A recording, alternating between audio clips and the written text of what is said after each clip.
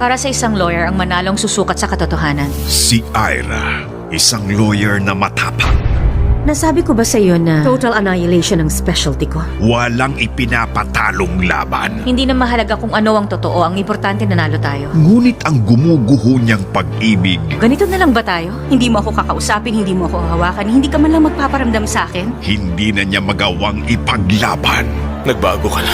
Ako pa rin ang asawa mo. Nakipagkaibigan ka sa mga powerful na tao at tinapakan ng mahihina. Pero ang mas gusto mo, yung anak natin, kakalimutan mo na siya. Ano mo gagawa ng pagkapit sa batang patay na? Kinalimutan ko na ang batang yon. Wala kang karapatang kalimutan ng anak natin!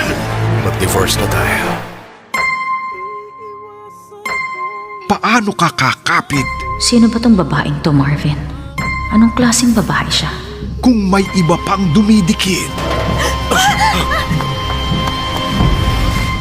Ang chance hindi dapat